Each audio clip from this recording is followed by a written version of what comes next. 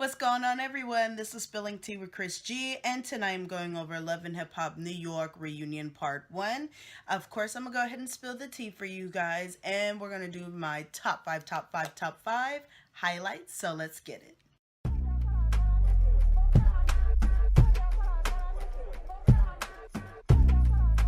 So for my first highlight and a little bit of tea that I will spill for you guys throughout all of my highlights as well. But Asia versus Cardi B. Talking about Cardi in his text. What happened? So if you guys did not watch the episode, Cardi B did get up along with her sister Hennessy, and they did jump Asia. Now, in the beginning of the season, Swift was dating Asia. She lives overseas, and she had came out and found Swift and Cardi B walking into the room. Now, the background about that is Cardi B didn't know Swift had a girlfriend, and she had found text messages of Asia texting Swift talking about who's this girl, yada yada. I guess, talking a lot of mess about Cardi B. But I mean, I would see why she would be kind of jealous. I mean, she's living clearly over the pond, and you're in the studio with her man all the time, even though you might be working, but she might still feel some type of way. And so when they had met up over here in New York in the studio, they had got into it. Cardi B snatched her own wig off and all that, and then Swift and Asia, they broke up because Swift did not stick up for Asia, and just like in the reunion, he just sat there and did nothing. The only thing he said was he apologized. But honestly, I would not have had Cardi B sitting on my lap and had the opportunity for her to throw a shoe at Asia. That's basically how it went. And Asia was saying that, Swift was telling her, oh, if I had sex with Cardi B, I would be the man. Like she had a reason to be mad, but Cardi B was like, what was your reason? What was your reason? What was your reason? You know what I'm saying? Like Cardi B was just going in on Asia, and Asia was by herself. You know what I'm saying? Cardi B, she had, she had her and her sister had ran up on her. I kind of felt a little bad for Asia, so hopefully Mona had wrote that check out, because getting clocked in the head with a shoe and getting beat up, girl. Anyways, of course, Cardi B is not dating Swift. They're not together, and Swift is not with Asia. Cardi B was spotted at the Super Bowl this past February, actually, and she is dating Offset, who is in the group Migos, who sings Bad and Bougie, if you don't know who they are. So she is actively dating, and Swift and her, they just working on some music. On to my second highlight. So Jay and Snoop are on the couch. And of course, Jay was talking about how she still has feelings for Snoop, and that I didn't know this, but her and Jay and Snoop were actually trying to have a baby. But of course, that all ended when Snoop decided to break up with Jay because she felt like she was being way too extra and doing the absolute most. Jay, she said that she didn't have any trust issues before they came on the show, but after they came onto the show and she saw how Snoop was acting on Snapchat when she was doing that radio show, feeding strawberries to the host and all that, that is where Jay started having trust issues. And then women were kind of popping up to Snoop, trying to get her autograph, and she was in the clubs. And I think just all of that combined is what, made Jay fall over the edge as far as trusting or not trusting Snoop at that point. And of course, Jay had left her son and everything in Chicago, which her son was living with his dad, and she left all of that to move to New York. So Snoop was saying that, she was just saying basically that she liked Jay a lot, but she felt like she was just doing the extra 10 most. She was doing 12 most with everything. And she also felt like, it was kind of hindering her career a little bit, because she can't have her around fighting, getting up storming out of the clubs and all that during Snoop's hosting gigs or whatever. So, Snoop says she wants to just be friends and cool with her, but, Jay is still hurt about the situation. I could see that. Now, Snoop is it's very funny because I love the way she says Snoop. But anyways, you know, I'm glad to see that both of them are moving on, and hopefully we'll see them on Love and Hip Hop New York another time. On to my third highlight. So for my third highlight, so the Creep Squad was on the couch, and Yandy, Mariah Lynn, and Cardi B were also sitting on the couch as well. And so throughout the whole entire season, Cisco has been fighting everybody in the Creep Squad, and then eventually they put Cisco out of it. He got into it with Peter Gunz about the hosting gig situation, which, by the way, Cisco did go ahead and apologize to Peter Gunz, and he did give him a check. And you know what, Cisco, bruh, like, he needs the money. Like, you know what I'm saying? Telling him throughout the season, oh, come get the money and all that. Like, trying to fight him over this check, like, come on now.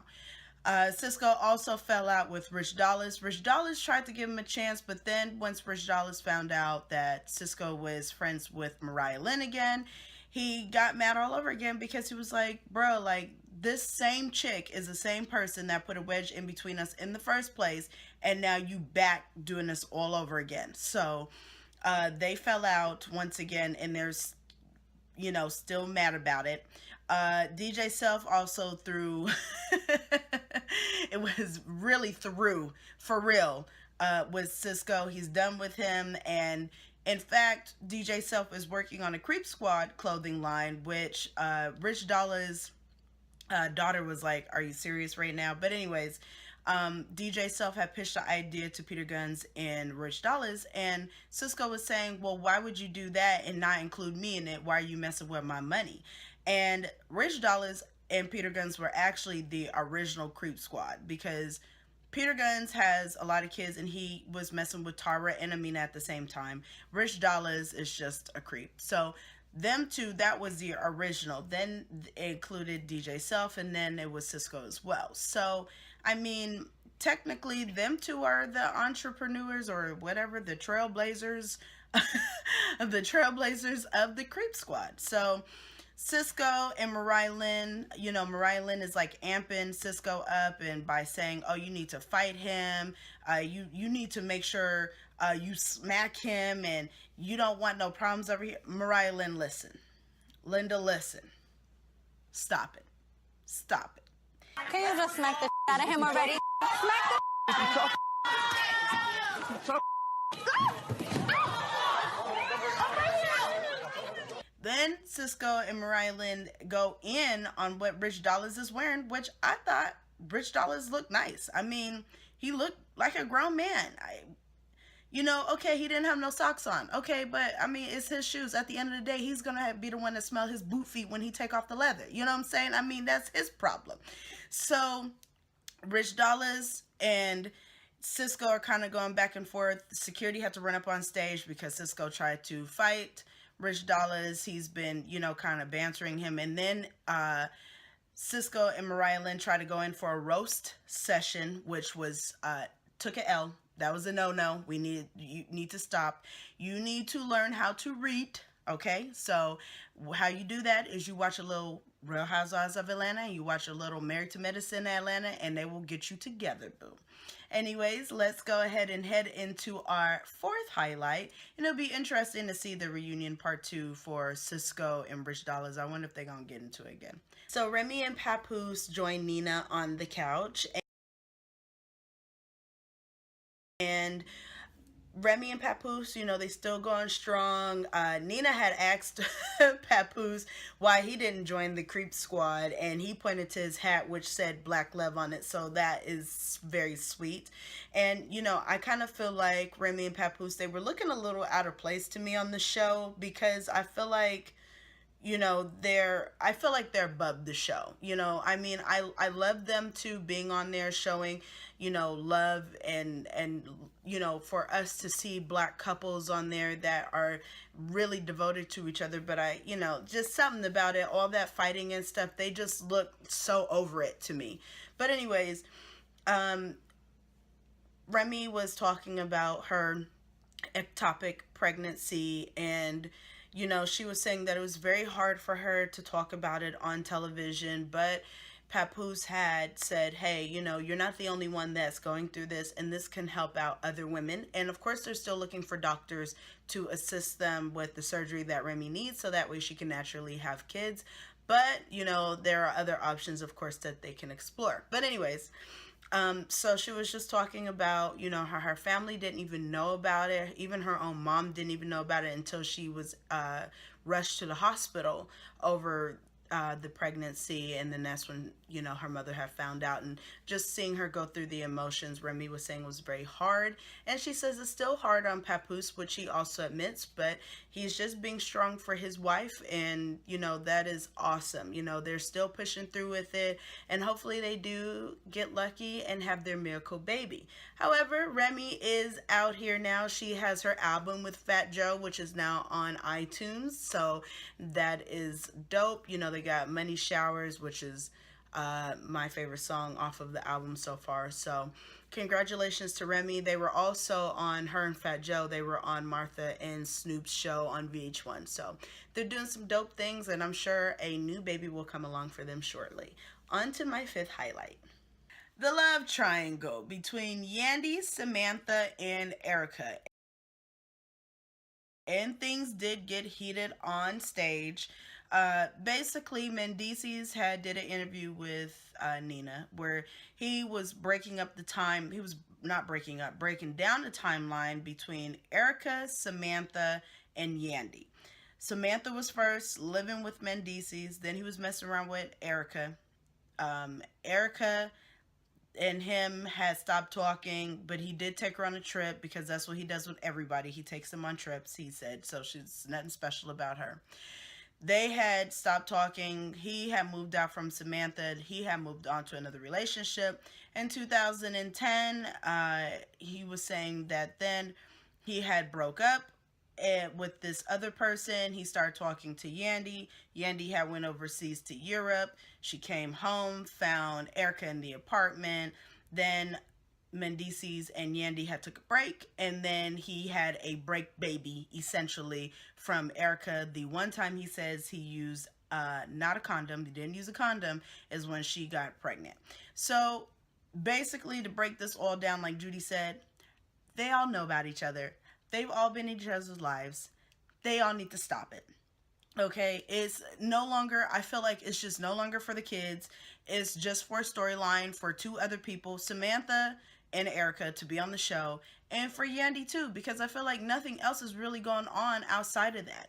And the fact that Yandy, now she had put on her Instagram for the tea, y'all, because she's tired of us talking about her, that she is going to go ahead and sign the papers. Now, after tax time is over and child support will not get your money, you are now going to go ahead and sign the papers so you can go ahead and get married. So, okay, that's fine. She had an expensive vow transition or whatever, fine. But I just feel like, you know, between all three of them, you know, Yandy, I need you to stay out of it until Mendices gets home. Allegedly, he's supposed to be coming home a little bit earlier in his sentence. You know what I'm saying? Let him straighten it out. Those are his kids, not your kids. And I need you to worry about your own kids. I understand you want to keep them all together, but at some point, you got to let it go, because it's getting too violent. And y'all got all the goons up on stage trying to, you know, save everybody. So, and y'all got Nina up and down all night, by the way, up on this reunion. She's sitting up there interviewing people in the back. So that is it for you guys for the reunion part 1. I think the reunion, personally, for me, was the most lit of the whole entire season. So I cannot wait until part 2. Looks like Samantha's hair got snatched off in the back. Also, if you guys have seen Tara, I don't know, she's looking a little plump over there now. I don't know if it's because of the baby weight. You know, everybody don't snap back the same, but she's looking a real plump over there. So, you know how they love to reveal that they're pregnant on the reunion show. So hopefully part 2 is not about that. That is it for you guys. Please make sure you subscribe. I'll be back for next week's reunion.